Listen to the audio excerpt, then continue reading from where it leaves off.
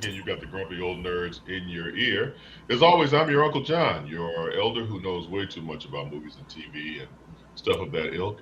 And I always bring my friends with me because their opinions don't really matter, but I like to have people standing next to me. So over here is Cousin Amayu. Hi, Cousin Amayu. Hi, happy Thursday. Did you miss me?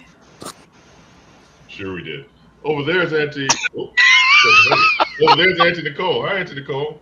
Hi, I'm just hanging with my Grandmaster Flash And the Furious Five.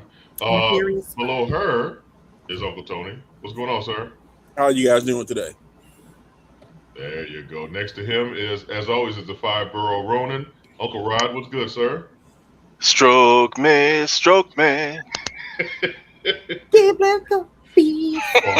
And then finally, last but not least, That's a jam, yo. is That's a reference to our entrance music. Oh, okay. Percy. Gotcha. Check. Can we go back to the other conversation? Because as soon as we were about to cut in, somebody was talking about soft porn. What happened? Oh gosh. That's on Uncle Percy, like what? What was that? Later. Who was saying We'll what? talk about that later. Before we get started, a couple of things, a few things, not things happen, but some stuff has been going on in the world of entertainment that we should address before we start the show. We lost some icons, and I hate the word icon, but we lost some icons in the industry Sure the did. past few days. I don't know if it was today or not, but Peter Cullen, who was the majestic voice of Optimus Prime, has passed away. That is a void that will not be filled. That man, for years, it's got to be like almost what, like 20 or 40 years. 40 years. That man was 40 Optimus years, Prime yeah. when we were children. Right. And that was a long ass time ago.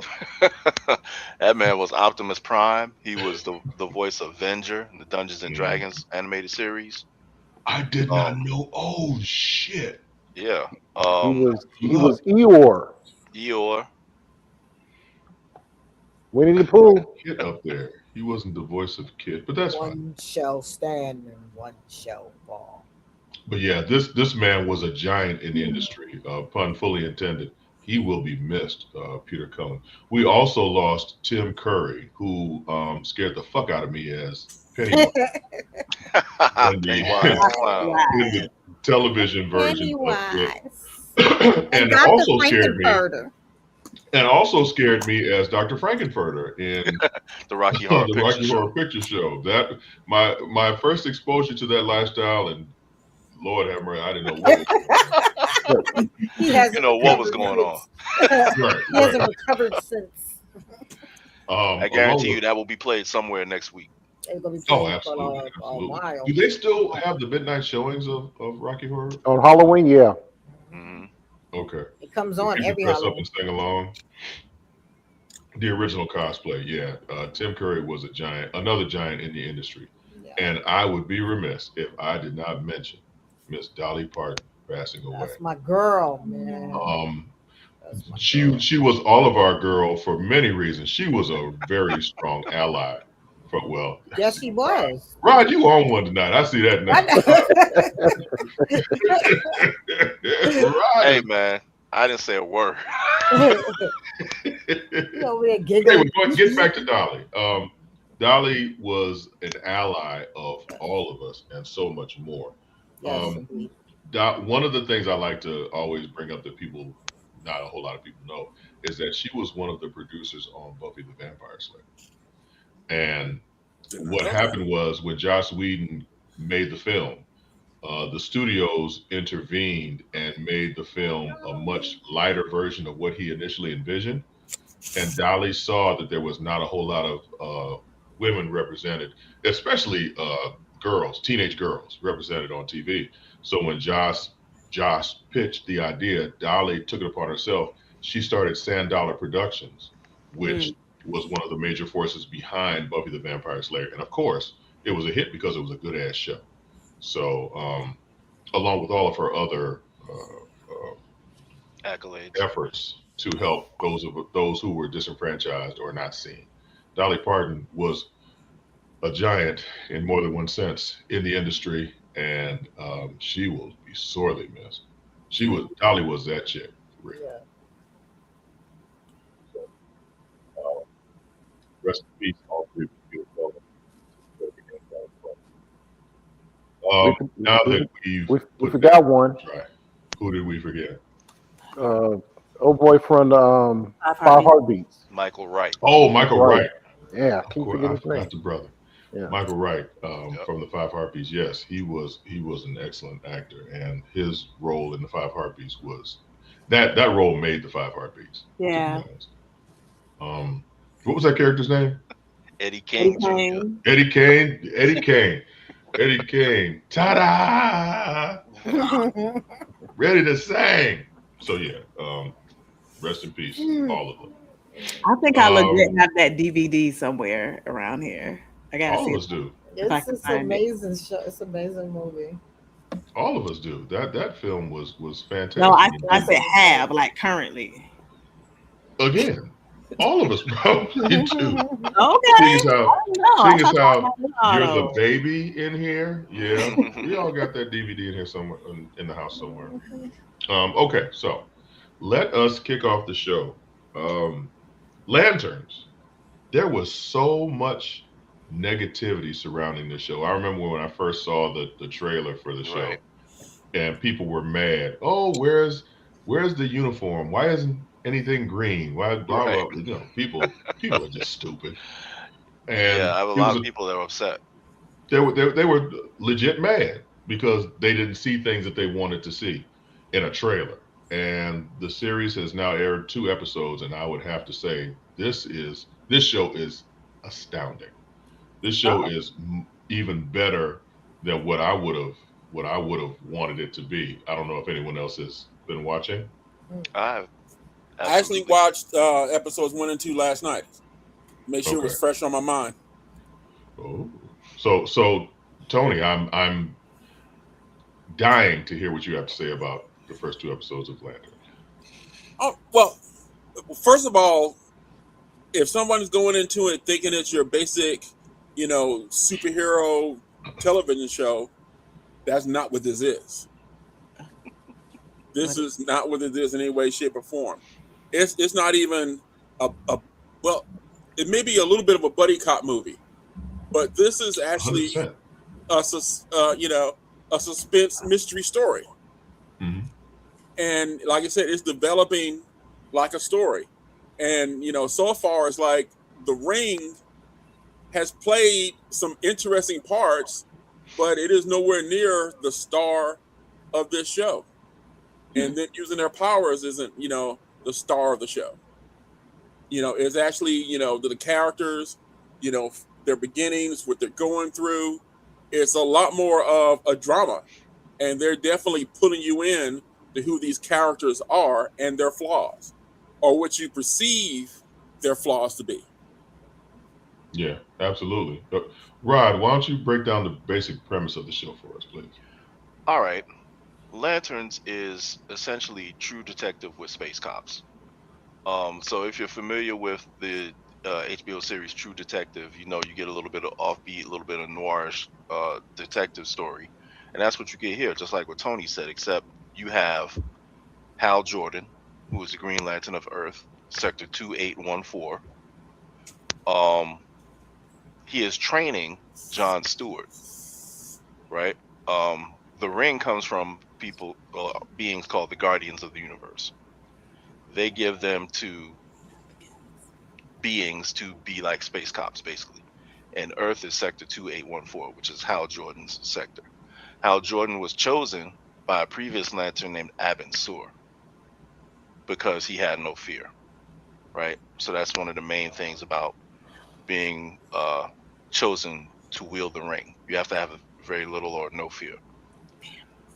It ends up being a murder mystery because there's a mass shooting, and Hal knows about the location because of something from his past.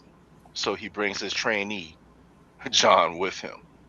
and John knows a little bit of something about fear or the lack of it from his upbringing, and we see a little bit of that early on in episode 1. So that clip from episode 1, where John as a little boy is watching Hal Jordan get interviewed, kind of sets the table for both people. Mhm. And I saw, I can't remember who it was. I want to give them the credit, but they said that basically, I can't remember the actor's name now. Kyle. Rayner, not Kyle No. Rayner. Kyle Rayner is another Green Lantern. This is another. Yeah, Kyle. Man, I forgot his last name, but he's playing Hal Jordan. But they said he's playing Hal Jordan. Well, he's playing Tom Cruise playing Hal Jordan. So, because some of the things he did in there were kind of Tom Cruise-ish, so I got it. But you'd get a whole lot of information in a little amount of time. And you know how we always talk about how shows have to kind of appeal to the people who are not necessarily comic fans, Mhm. Yeah. and that's Yeah. exactly what. Yes, this is for you, Amayu. Oh, okay. This does exactly what it's supposed to do. Like, if you were not steeped in the lore of the Green Lantern or Green Lantern Corps, you could still get into this because you get the explanation as the show is going. Perfect. Right? There you go, Kyle Vincent. Chandler. All I want, definitely. Kyle All right. Chandler. Kyle Chandler, thank you. Right? So you get a lot of that. Appreciate you, bro. You get a lot of that. T.O. Best foreshadowing how strong John Stewart will be as a Lantern. Right. Don't give away too much, T.O. Don't give away T.O. too knows much. we spoil shit. Come on, T.O. Tell Don't us give away too much. If y'all want me to watch it, nah. But if you didn't really know a whole lot about the Green Lantern, they give you enough information as it's going for you to stay up. Okay. Like if you're an expert, you're a DC Lantern head, you're good too, right? So this writing team is doing an excellent job of getting everybody invested in one way or another. Yeah, I Kyle Chandler as the grizzled vet, and Aaron Pierre as the newbie, the rookie, junior, as Hal Jordan calls him. Right. They have a really strong chemistry in terms of Kyle Chandler just gives him enough, but this young kid ain't gonna replace me anytime soon type of vibe. You know what I'm saying? Right. One of my Until favorite he's ready. things. He's gonna make sure he's Right. ready. Yeah. Right.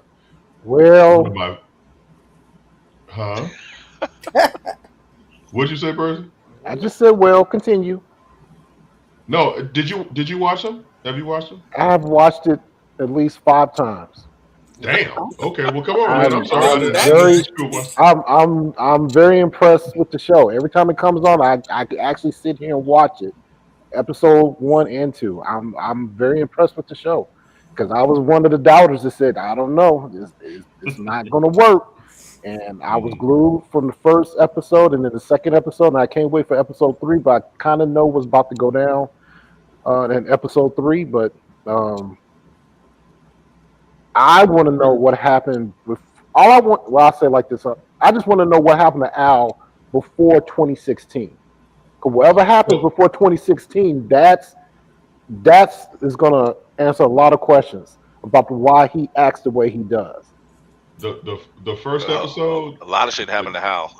Yeah, Right. The first episode is Yeah. split up between 3 different time periods. There's Right. 1996 when Hal Jordan introduces himself to the world, and Jon Stewart actually watches him on TV as a little kid. Right. There's 2006 where Hal is the grizzled vet and John is his apprentice, and they're investigating. 2016. crime scene. 2016. I'm sorry. Yeah. And then there's 2026 where something else happens. I'm going to try and be good and not spoil anything. Thank you. So, so that's what I want to know. I think I kind of from this.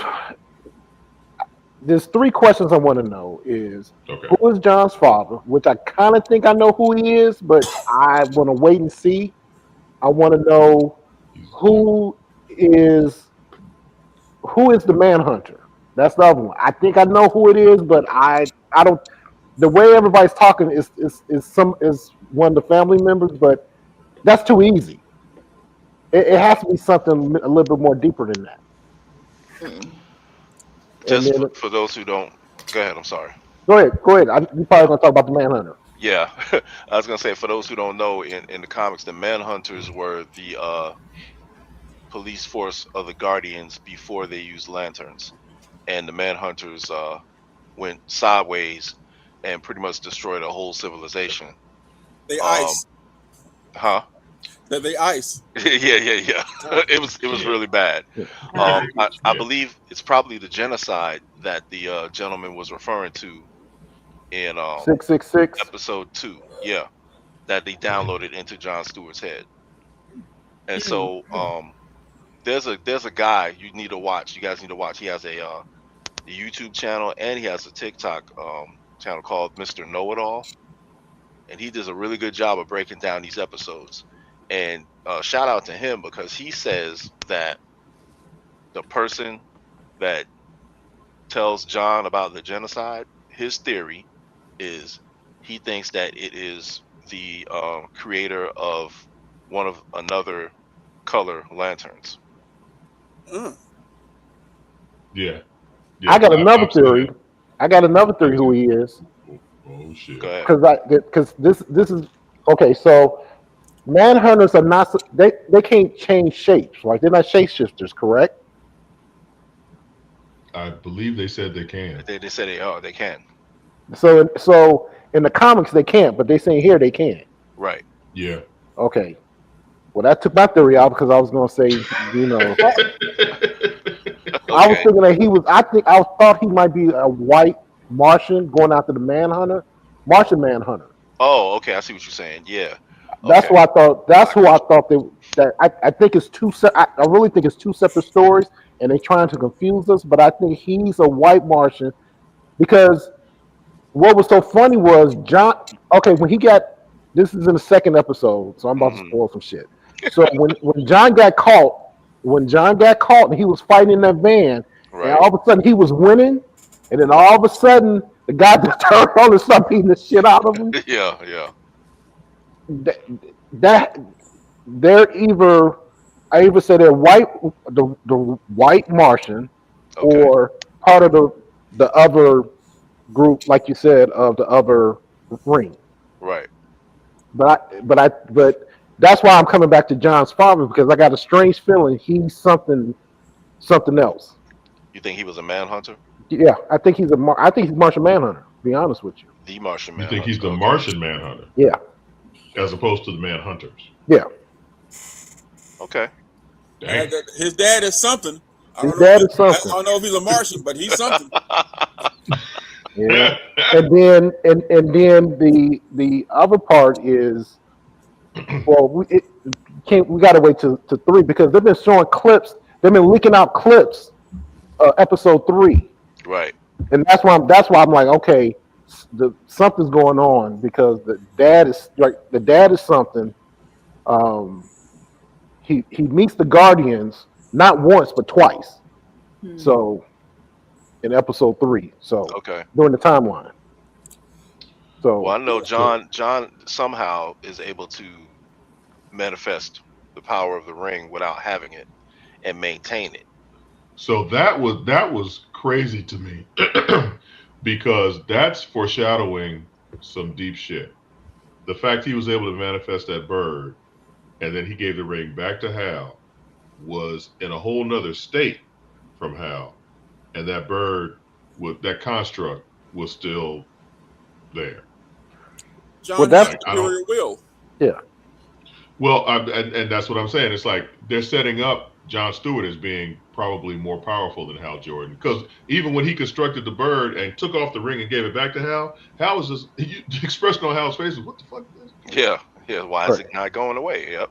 Right. He said, "What's with the bird?" Right. So, Amayu, there's something there's Aaron Pierre that you can stare at, but there's also a good story. I'm in there. Didn't they tease what he Martian said. Manhunter at the end of Zack Snyder's They did. thing, and then they Yeah. it's like just like that. You just nothing Yeah. ever manifested. So Well, that Justice League sucked. So, So about that. So let me ask this question: in episode 1, when they get to 2026, who do you think has Al's ring? That's Yeah. the mystery. Here's That's the If we question. here's can the figure it here's out the bigger. already, what's the reason to even watch the show? If we can Yeah, figure it out already. asking the question because if we look, if this is supposed to be tied into Superman and Supergirl and all this bullshit, and this takes place during the same time Guy Gardner is in that Superman movie, I'm just trying to figure out, when did Guy Gardner get his ring? Did he get it when Al died? That's what I was What's gonna going ask. on? It's like, because when they showed what's coming up, they showed Guy Gardner, and I'm like, wait a minute, okay, this time period thing is completely screwed up because That's probably Guy, gonna be a 2026 John thing. definitely got his ring in the comics way before Guy Gardner. Right. Yep. So okay, since this is all pure speculation anyway, why in 2026 when John comes back to wherever he comes back to, I'm trying my best not to spoil shit, I know. but in the Go conversation, for it. Just spoil it. It's okay. Go ahead. No, because we want you to watch it. so when John goes back, 2026, he was looking suave, so that gives her a reason to watch Oh, it. He was really suave. the end of the first episode, Emilio, you will love that shit. Yeah. But anyway, so at the end of the first episode in 2026, why doesn't John have a ring yet? Exactly. Well, there's only been two people. It's hypothetical. Right, I understand. But there's only been two people I can think of in DC right now that were able to manifest the abilities of a lantern ring without actually having one. Mm-hmm. And that's Ion and Jade. Okay. Jade's different universe. But Jade is a different universe, right? I see you, Tio. Tio. That's what I was thinking. So I mean- don't know. Like, I don't know. Maybe they're gonna try to give John Stewart that ability, like Ion. I don't know. Well, the fact that they've got us asking these questions means that they have our attention. So I think that One more thing. So when they go to 2016 and John Stewart's driving down the highway, and he looks at the farm is gone. Did you guys notice that the farm was actually gone? The ranch is gone. Yep. You mean 2026? In 2026, the ranch is 2026, gone, completely gone, it's destroyed. Yeah. Well, there's a lot of shit different about that town in 2026. So yeah. And they're giving us just enough to do just what we're doing right now. Yes, exactly. And making us watch it. Like, Exactly. oh, And the third episode from the setup promises to give us some John Stewart backstory. So I think we're all ready for that. Isn't it great though with the John Stewart stuff? I have to give your boy credit because I really thought that it was, like a lot of people probably thought that it was not going to be as good. But I think Gunn is redeeming himself. I'm gonna be honest with you. I really hope that he makes the Green Lantern or the Lanterns, because they talked about that. I know that's one of the things y'all mentioned, the person with the different rings. Make them the center of the universe, because that Superman and that Supergirl is just like, yeah. Well, Like, blah. it's mostly Damon Lindelof. Okay, That's well, doing whoever it is doing a good damn job, and they need to make them bring the storylines, because the main storyline that they're using with the Martian Manhunters, remember that was the storyline that they did with the John Stewart cartoon as Green Lantern. When they set him up because they were trying to destroy Oa. Oh yeah. And he came back. Yeah, the animated series, the animated movie one that they did. Yep. And so I think I'm sorry to interrupt you, Roy, but I think that James Gunn, hopefully he recognizes that he doesn't have to have his footprint in everything that they do. The people who wrote Watchmen did this, so yeah. I Really? mean, Gunn is just kind of hanging out there. Really, I Right, wasn't all right. that impressed with Watchmen. I'm liking this so far. No, You didn't like Watchmen? you didn't like Watchmen, The TV Which one are series? you referring to? TV series. the TV Which one? series. The series? HBO TV series. No, with that one I Regina King. enjoyed. Oh, Okay, okay. thank That one, there it that is. one with Regina King. Yeah. Right. like you. Yeah, that was good. There We you were go. all Vince. about to talk about That's you, what I man. was talking about. In Black is Night. That Right. was the cartoon. Yeah. Okay, real quick, the one last thing that really impressed me, when we finally do get the oath spoken on TV, Hal Jordan is just like, in brightest day and blackest night. Yep. He was so uninterested. He was literally like, I'm just doing this shit because I have to. Right. That's why I want to know what happened before 2016. What? Oh yeah. Besides capturing Sinestro, which is a whole nother story. Again, that nigga there, boy. You talk about a smooth.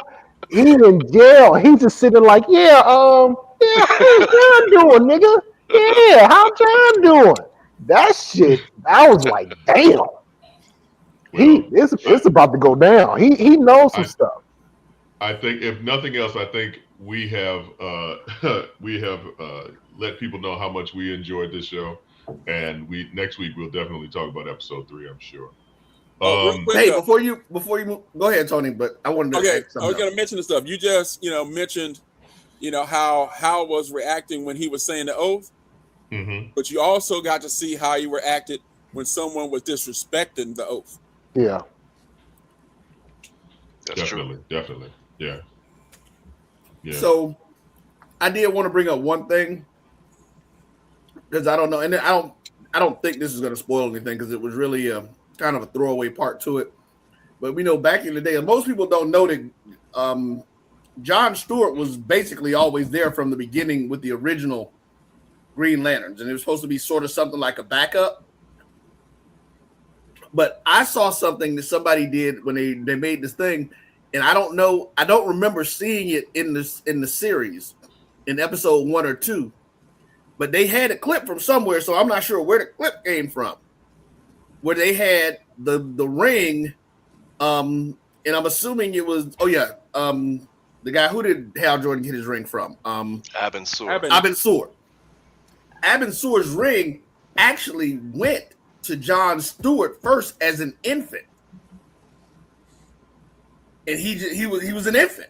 Like they showed a clip of the ring actually flying over him and hovering. And I think personally, you would say that, and Tony mentioned it.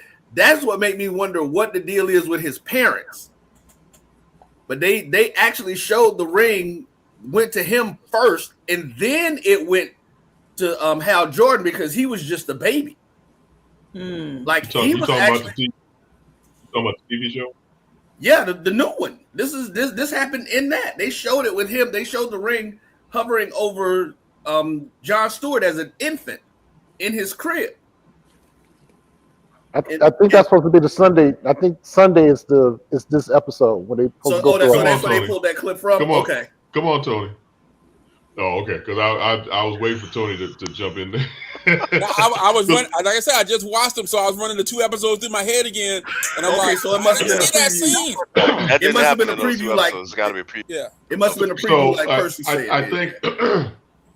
I think I'm not sure if it was the ring exactly, but we do see John Stewart as a baby, and there's a green glow, and I don't know if we see that glow. Well, that was the theory that the guy had.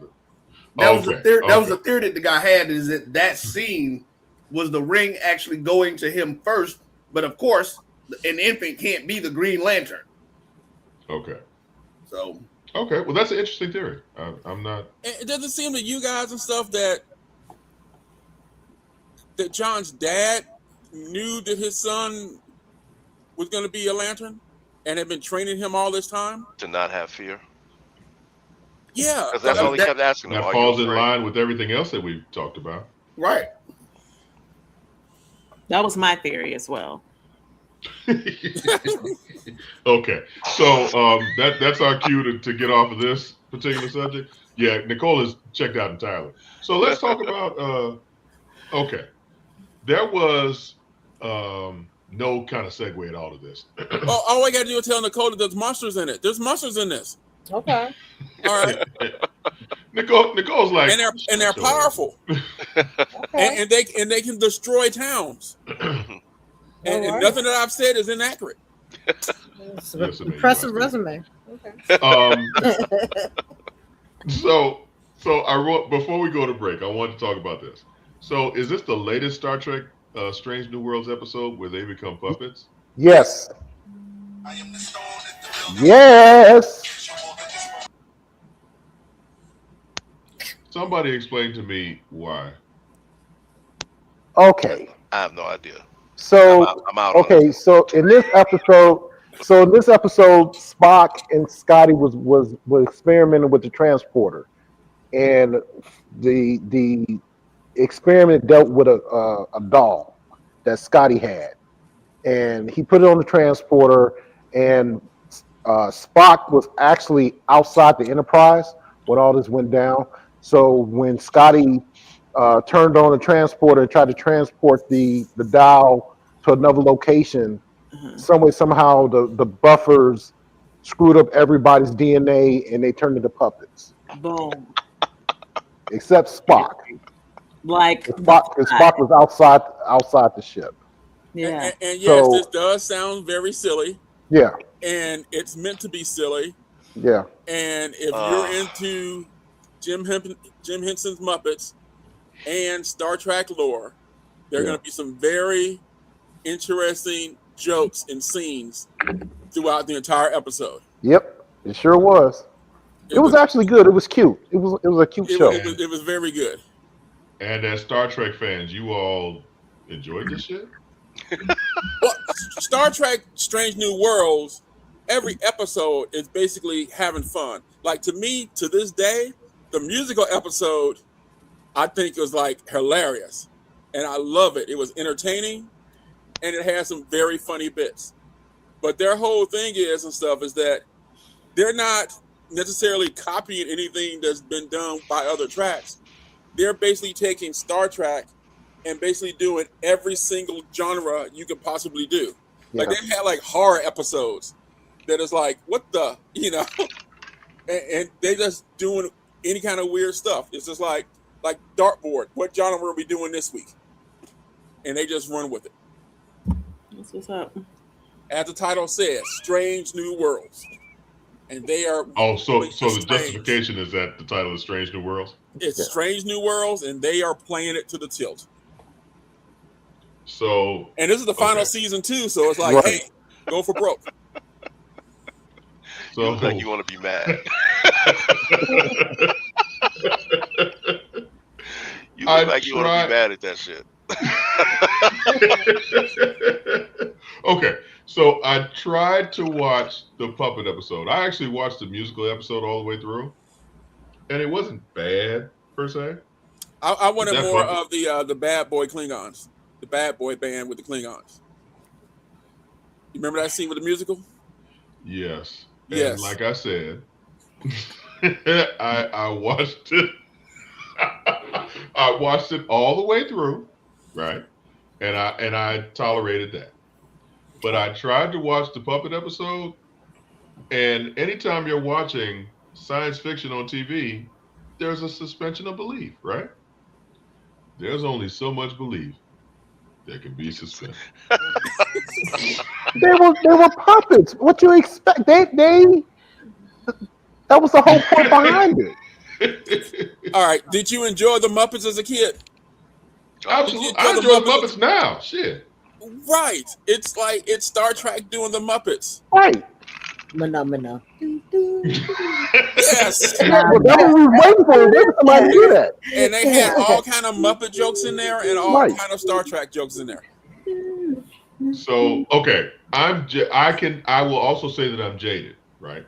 Because Buffy the Vampire Slayer did a musical episode. It was good, and that was outstanding.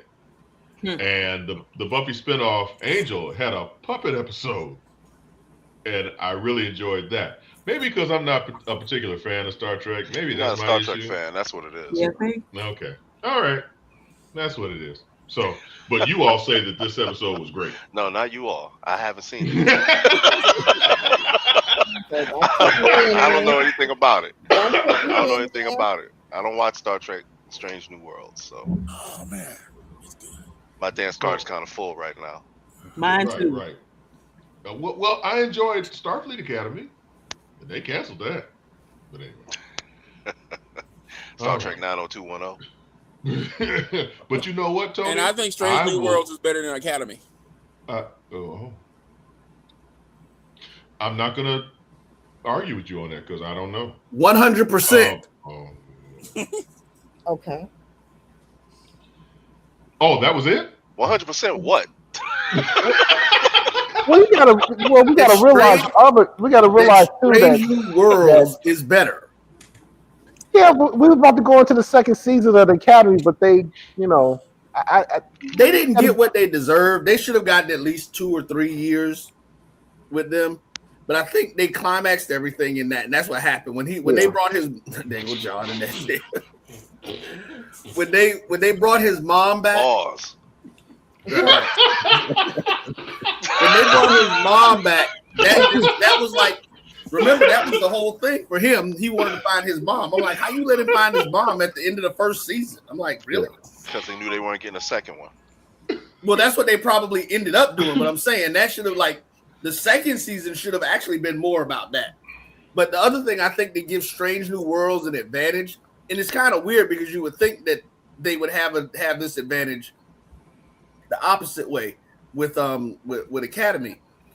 We all know where Star Trek Strange New Worlds ends.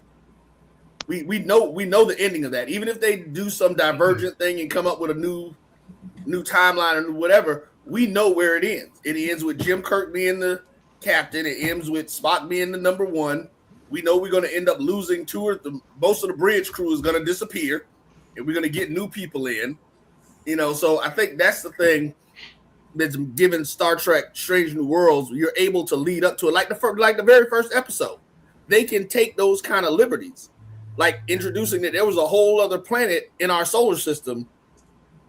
And then also why the dinosaurs died. They took a history thing that everybody talks about and tied it into the episode. So I think that's the big advantage with Star Trek Strange New Worlds is that although we know where it's going, we never knew how it got there. And so now they get to play with that and do all of the different things with it. And climax. So okay, Strange New World is trash. Oh, Tio.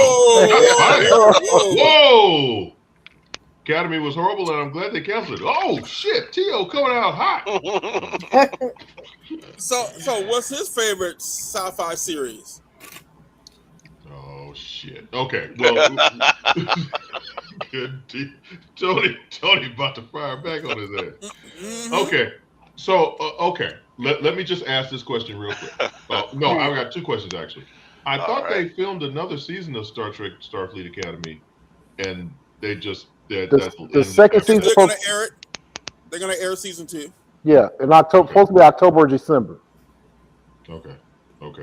My next question is Star Trek Strange New Worlds heading to a place where you think you'll be satisfied with the ending?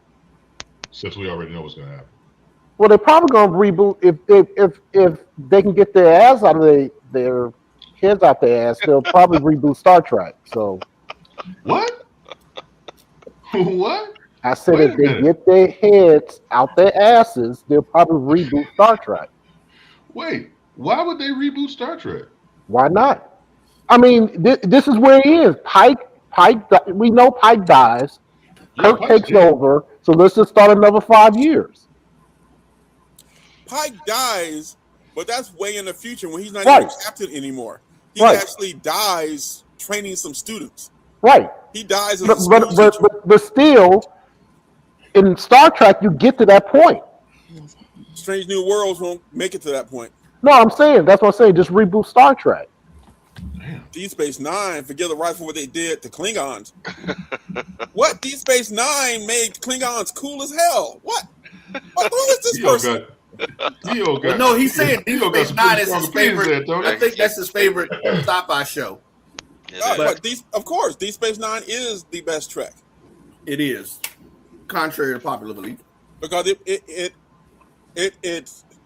broke away from Roddenberry's perfect humans and put us back where we actually would be. And it actually had conflict in between characters. Those are things that Roddenberry wouldn't allow in any other series he had control of. That's why everybody on Next Generation loved each other and all got along.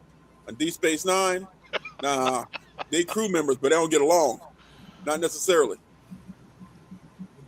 And it wasn't the perfect, the perfect team being put together, because that's like, if you is the funny thing is, a lot of people don't look at it this way, but like Deep Space Nine, the Next Generation was like the super basketball teams that we're getting. It was all of the best at who they are.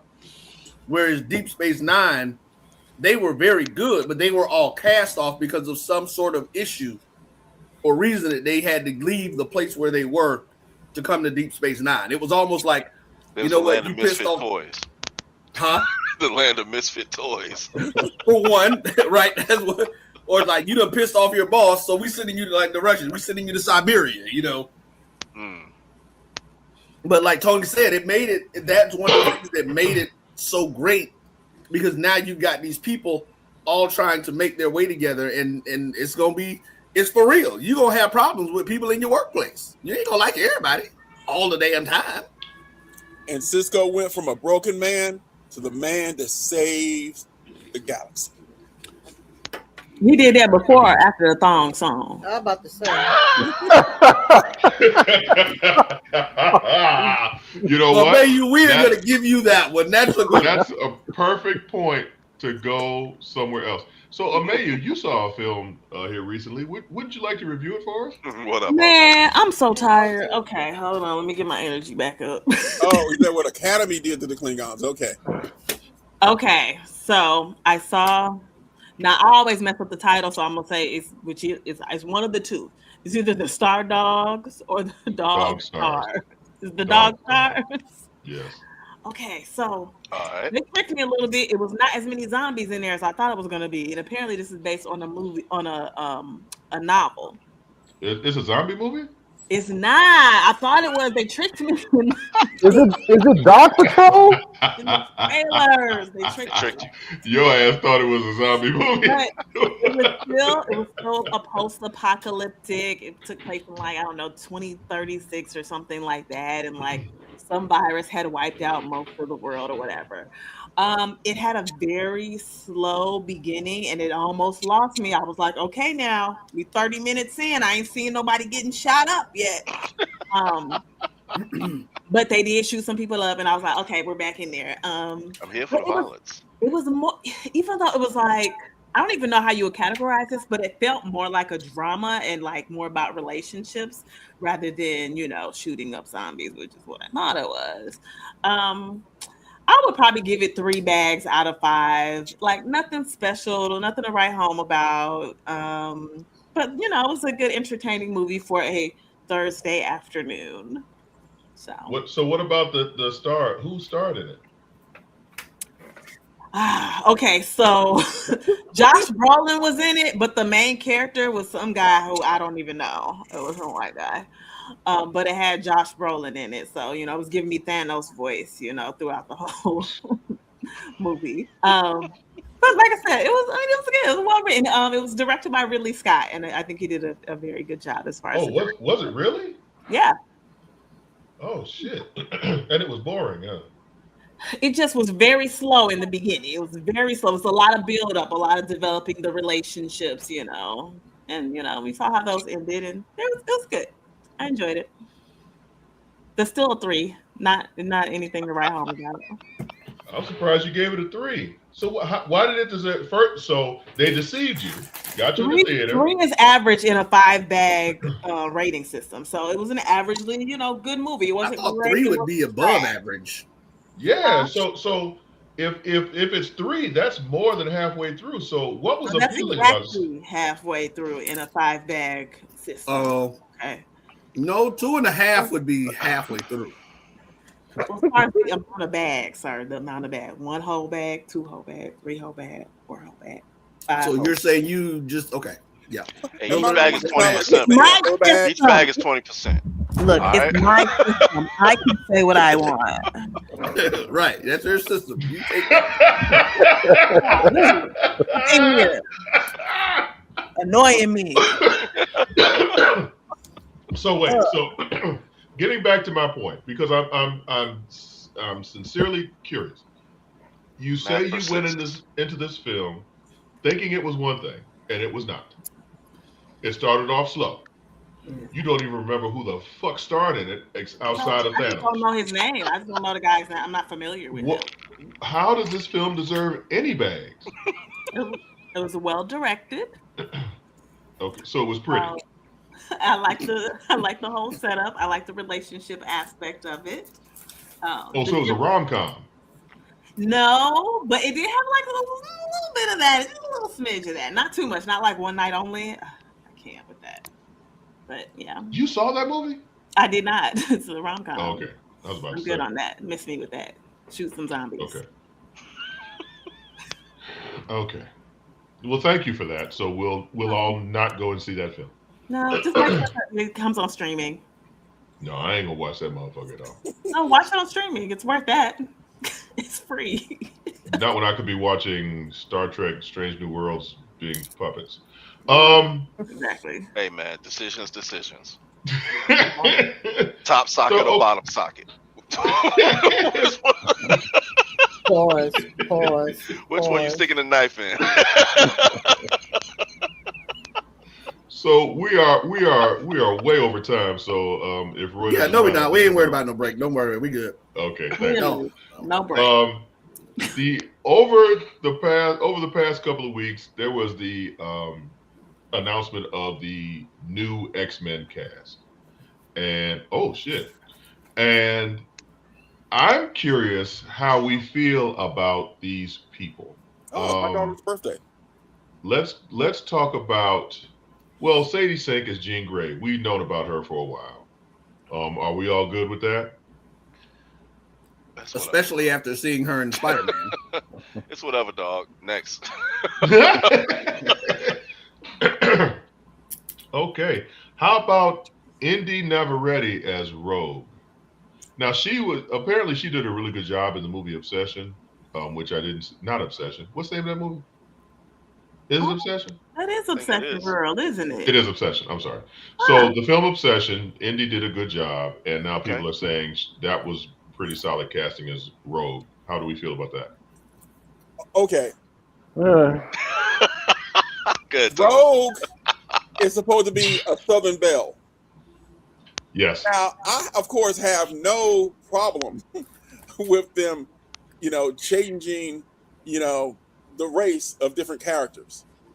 Right. But it's going to be very interesting watching a Latin girl play a Southern Belle. She's a South American Belle.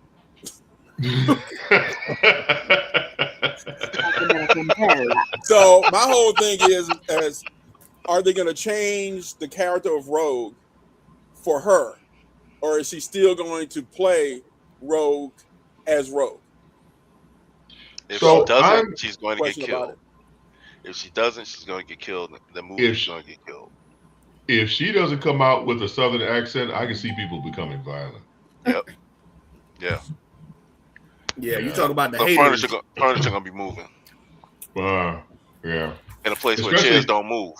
It's especially with X-Men 97 being so popular, and a new generation has been exposed to this, and yeah, I don't know about that.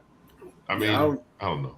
She got to be from Louisiana. I mean, how is Rogue with that as thick as they made her accent in the, like you say, John, in the cartoon, like especially with 97 and everything, like she's Louisiana all the way.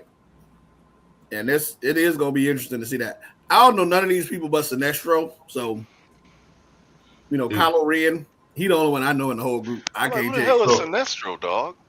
I mean, moving on. Sinister, Mr. Sinister. We have Samara Weaving as Emma Frost. Now, they could have picked any white blonde girl for this, and I'd have been like, okay, whatever. I don't think we really. Are we cool with this? Does she have a British accent? Samara Can Weaving? she do a British accent?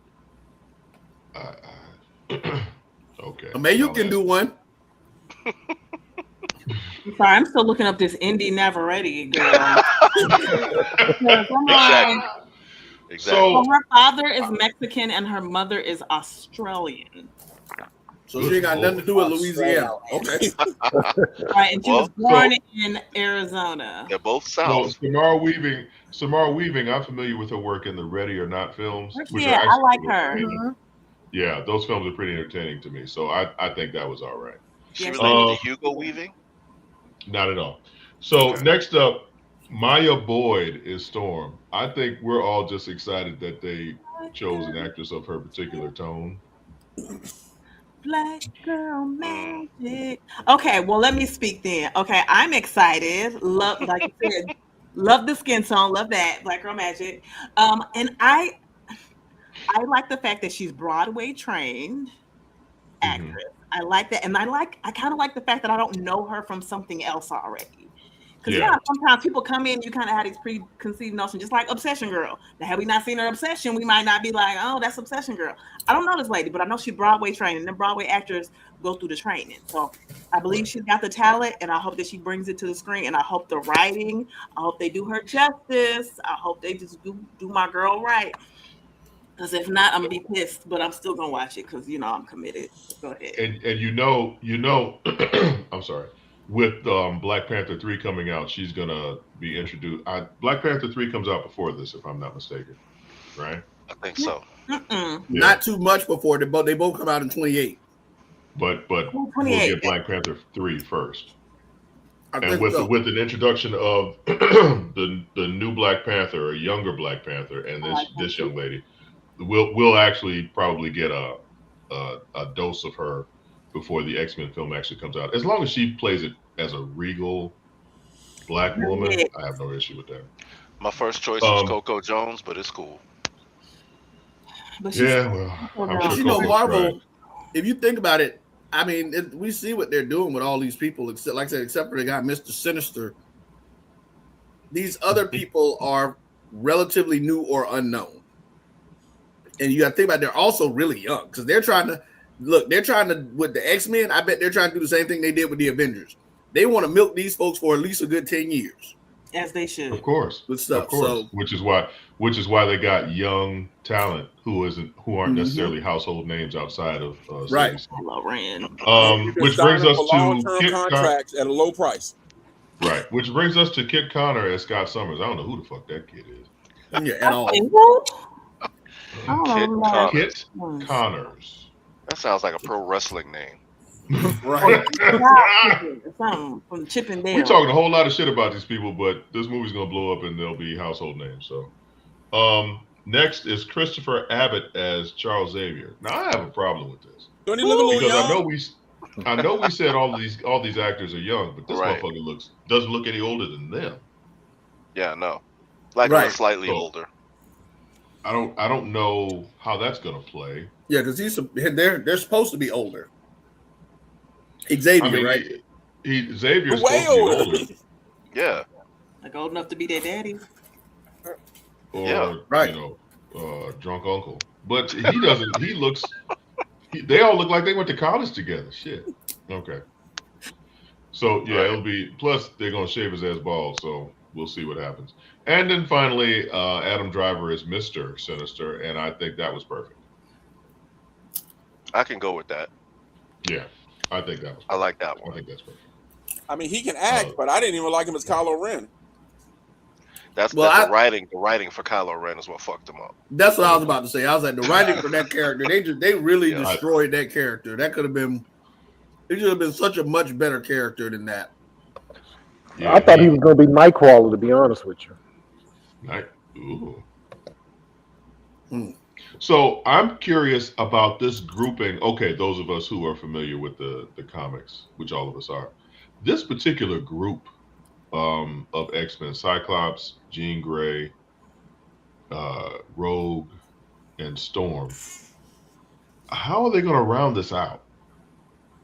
Because we need some more people. Like I'm tired of Wolverine. I could go a movie or two with an X-Men movie or two without him. To be very It's not happening.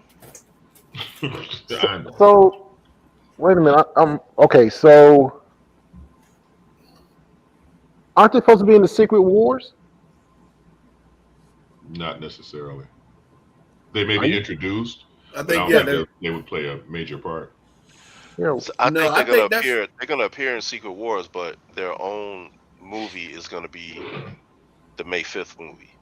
You know how they have yeah. people guest starring in films and then they have their own feature film. Mhm. Well, isn't Secret Wars? They were saying that one of the things isn't part of what Secret Wars is supposed to be is the collapsing of all of these universes into one universe, right? no, Mm-hmm. No, but that's what they, John. That's what they Inversions. say. That's what they've been saying. That's what this no. this storyline is going to be. The premise of Secret Wars is going to be Battle World, where they take the different heroes from the different universes and have them fight for whatever reason. Okay, well, I don't know about it. I'm just saying that's what they're saying that the overall purpose of these movies, the three major movies, is supposed to be to collapse everything into one universe because all of these other worlds got destroyed. One of the points on this too, the guy who they cast for Beast backed out. I forget his name. He sure did. I do remember. Yeah, the guy who was Beast, they came out, so he dropped out. I mean, I think that's the big thing because it's funny. Somebody made a point. They were saying, we haven't heard anything about Photon in a minute, and if we remember correctly, at the end of her movie, she was trapped in their universe. She was in the X-Men universe. Yeah. Well, here's what I hope Marvel is going to do is straighten all this shit out because we've got that. Hulk has a son that we have not heard shit about since She-Hulk. There's a whole bunch of dangling plot threads. Vision Quest, which is coming out. But isn't that what Doomsday's supposed to kind of expose? All this stuff? Isn't that the whole point behind Doomsday? Alton. Bring in Thunderbird and kill them off. And kill them off. I mean, that sounds about right. But Percy, what were you saying, Percy? No, I say, isn't that the whole point behind Doomsday? Is to bring all these timelines, or expose all these timelines, and then go into Secret Wars? Sure. At this point, there is so much fucking talk and speculation that whatever happens, I mean, we'll and good night, Nicole. Auntie Nicole had to leave. But okay, guys.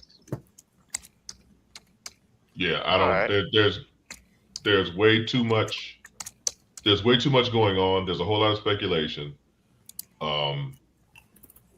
Because there's still the fact that Franklin Richards is supposedly the strongest mutant in the universe, and he's got to play a part in this too, some kind of way. And then the Fantastic Four have to come from their universe into the main universe. And then there are all the rumors about the Tobey Maguire Spider-Man making an appearance too. Right. There's a lot of stuff they got to tie up, man, and a lot of shit. I don't think they're going to be able to do it with just the films. They're going to have to somehow do it with some of these TV shows. Right. You think so? Vision Quest is going to lead into it. They love a TV show. It's interesting. So I guess you guys noticed, and I'm assuming you saw the latest Doomsday trailer where they were actually talking about Sue was talking about Doom. So we know that Doom is from their universe. Yeah.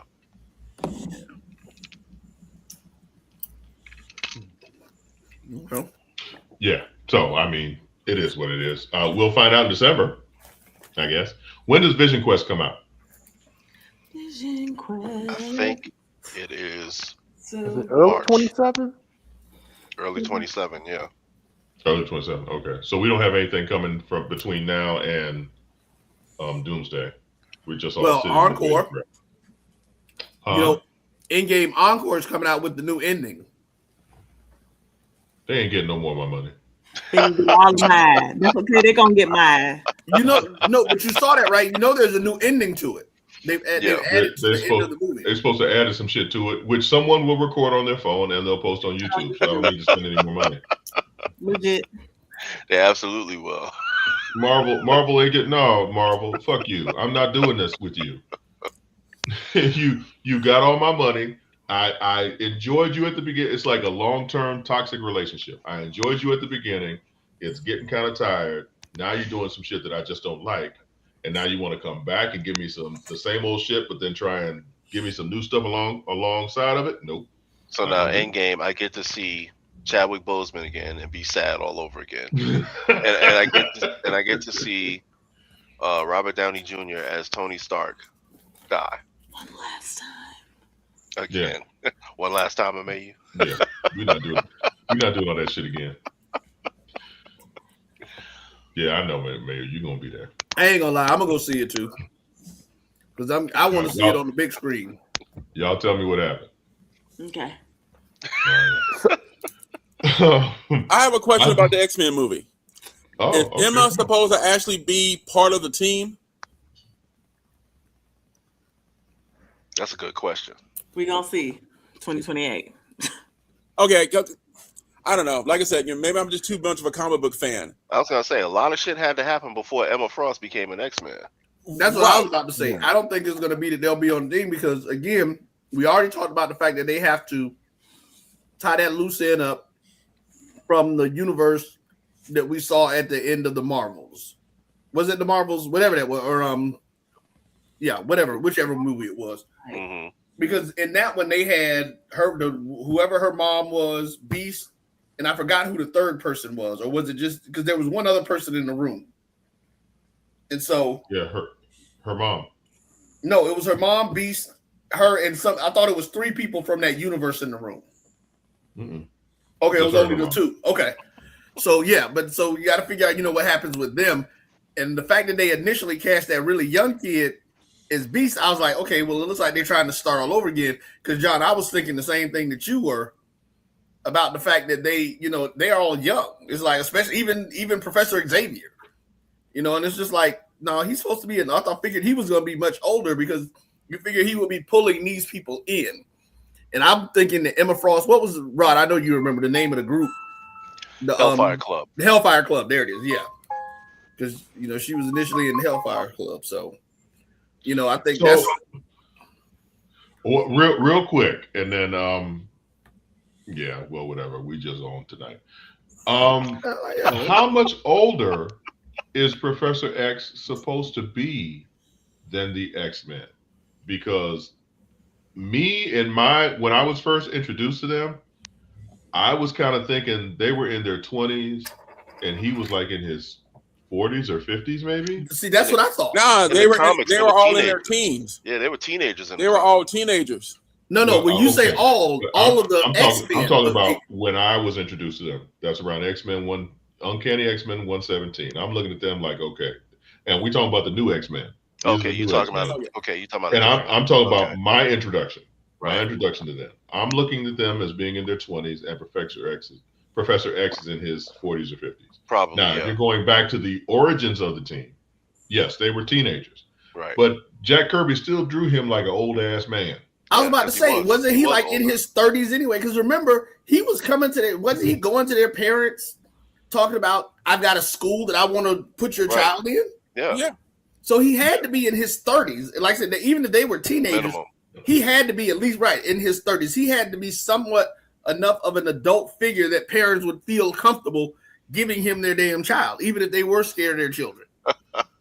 Like, yeah, you take them and get them the hell out of here so we can, some all this stuff. But right. But that was so he was at least in his 30s minimum. And then when you look at what they did with the movies, they completely flipped it on the movies. Unless Magneto was always even older than Xavier. Because Magneto was. Yeah, because Magneto, he was supposed to be from the Holocaust. Correct. Well, if you look at when they came out, when the comic came out, the comic that wasn't that long. It was in the 60s. Right. So he would have been 30 in his 30s. Yeah. Yeah. If he was in the Holocaust as a child, right? Now you got Ian McKellen looking like he's 100 years old. Oh yeah, him and Patrick Stewart both. Right. So there has to. I think it needs to be firmly established. Like, how old is Professor Xavier supposed to be? Because even in the comics, he talks like he was born in the fucking Middle Ages. Yeah. Well, that's probably the weight Magneto, of in the comics, Magneto was de-aged and was reduced to a child Yes. at one point, and then he was restored to his prime. But So then you also had a clone, yeah, and then, jeez, Yeah. talking about. Well, you know, I think John, one of those things, like, because what you mentioned was kind of funny, but you know, you have to think too that with Xavier's power, it would wear on him, you know, maybe physically. So he would be a much older soul, dealing with the fact that he can hear everybody's thoughts and issues and all that kind of stuff, you know, and having to learn to control that had to be crazy, you know, as a child, even. Yeah, that's a fair enough point. Yeah, That's a fair enough point. And then and then when he first ran into Storm, she was a child, Mm-hmm. and he was in his 30s or 40s. Jeez, maybe we'll cut that corny fourth one, the A-Force scene. from Endgame. Yeah, Storm was probably like 18, 19 when he met up with her. I think she was younger than that. Yeah, no, she was in her early teens, wasn't it? Because they were saying well, at least something I read. Like she was supposedly trying to pick his pocket is what ended up happening. Oh, when they first encountered. When they first Right. met. Yeah. Yeah. So I mean, again, this is all speculation until they So is what they gonna do. And Emma is supposed to be way older than Rogue. Right. Yeah. You know, Emma's because supposed to be right around calling that other girl mama. You know. Yeah. Yeah, that's true. So now they just got everybody looking the same fucking age. Well, and maybe they're gonna use the thing, of course, her mutant powers help her stay young looking, and they'll actually portray her as older. But you know, like I said, I'm expecting that they're trying to do what they were able to pull off. What they were able to pull off with the Avengers, I think they really wanted to try to do that with the X-Men. But they didn't want the big names because you had to pay the big names after the first contract, major dollars. Well, with the Avengers, with Captain America, Thor, and Iron Man, you kind of needed some kind of of big names. You needed big names because they were new and they were the B characters in the thing. Actually, now that you're starting on the ground floor and you're this fucking empire, you can get these Broadway kids to play these roles and have them tied up for the next 20 years of their fucking lives. Yep. Making movie after movie and appearance and shit. Just be happy that Marvel gave you a job, jackass. Sign on the dotted line and let's go. Let's get you the costume fitting. Exactly. All right. Well, I think that we have exhausted ourselves for the evening, gentlemen. I know I'm tired as fuck. I gotta get up in the morning and go to work. Indeed. So Auntie Nicole and Cousin Ameyu couldn't hang with us, so they went to bed early, which is hilarious because Ameyu is the youngest of all of us. But thank you all for watching us. As always, we're the Grumpy Little Nerds. We're here on every Thursday at 8:30, kind of, sort of, maybe. Come check us out next week. We'll probably be here, not making any promises. And hopefully Rod actually does an episode with some anime talk in it. I got it loaded up and ready to go. Yeah, because I need to find out what I'm gonna watch next. So no, Rod, for real. Let's do anime next week. All right, cool. And if you let us know what to watch ahead of time, that'll be cool. I can refresh on stuff. Unless there's a sports game that's going on. Oh wait, you know what? I can't do it next Thursday. Got a game. I told you. Yep. Unfortunately. I believe for a series that killed off a guy whose power was that he couldn't die. But wasn't that Fox though? Wasn't that Fox that did that? T.O. on fire tonight, Jack. T.O. was like, fuck all y'all. But wasn't that Fox? Wasn't that Fox? That was on the Fox. Yeah, that was some BS. They're gonna make him a black dude, and then, like he said, the thing he can't do, you made him do. It's like, dude, his body supposedly adapts to everything. Yeah, that was the most bootleg and garbage thing I had ever seen. And I hope I hope my boy get a better gig with Mr. Terrific. I just, like I said, I don't know. I ain't gonna get into the James Gunn stuff. That is. Mr. Terrific was a star of that show. Mr. Terrific. Well, he was. Everywhere. I still didn't like. I'm not with this. I don't know. I guess because I'm older, I don't want the Super Friends. Damn it, give me Justice League. I don't want that campy, corny superhero shit in a movie.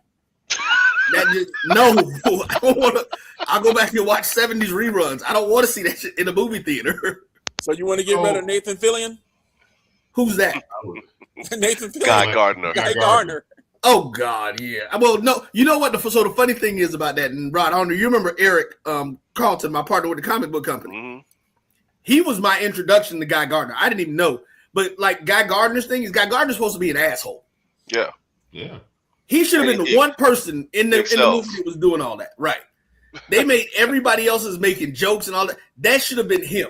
He should, because that's what they did with, I guess you would say, actually, that's what Thor was. No, it wasn't Thor. Who was that in the Avengers when they first got going? But yeah, the Guy Gardner character was the only one to me that made sense with him doing that.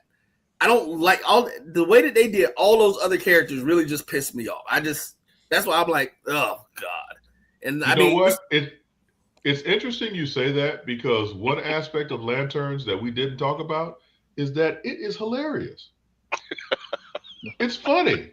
But, It is? but John, Yes. what are they doing? But it's comedy written into the flow of the story. It's not forced.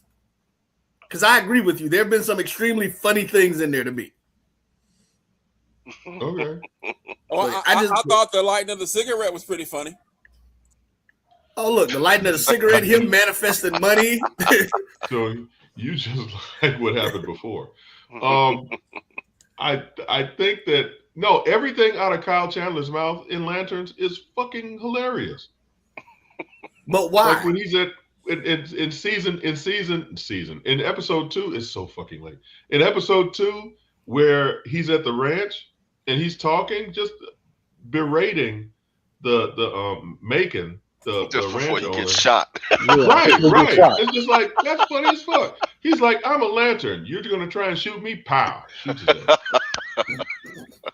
his ass. All of his interactions with Jon Stewart, he's like, Junior, let's go, Junior. What the fuck is wrong He's with like- you, Junior? What did you say, John? He's the drunk uncle. Drunk uncles are always funny. Yeah, he's literally the drunk uncle. When they're at the football field and he tells Jon Stewart, hey, don't go on the field, you'll spook the alien. And Stewart goes on the field and he spooks the alien, and Stewart looks back up at Hal Jordan. Hal Jordan's just like, don't you dumb ass. All of that's fucking funny. Look, But you I know, get what you're saying, Roy, in that in Lanterns it seems to be more organic. right. And everything else. But Lanterns, like Rod said, Lanterns showrunner is Damon It's different, right? Different Lindelof. showrunners and writers. Yeah. Lindelof. Thank you. And James Gunn does have his foot. Also, I'm tired of James Gunn with the soundtracks with these old white boy rock music soundtracks. So they need some soul in the show. I'm old school, so I like the orchestral. You know what I'm saying? The orchestral soundtracks. But you know, you got a rock band from 1979 who had this obscure B side that you're playing now to bring some emotion forth in the moment. Motherfucker, just give me some strings. John, you know something that was really funny. With me Okay. was, like you talk about how I say it was just the organic. When when what's his name looked at him and when the husband came out. And Pierre and Johnson was like, I may have slept with his wife. He was like, you may ain't have nothing like a man eating from another man's grill. And then Hal Jordan looked at him like, "What the fuck was that? What was that, man? He was What like, did you do?" I made want to him know sleep how with he his wife. knew. Did she actually go home and tell, or is She she probably being, did. you know? She Either looked and like listen, that type. She looked like that type. right. Exactly. The way they had her I character. fucked this black kid in his car. In my truck.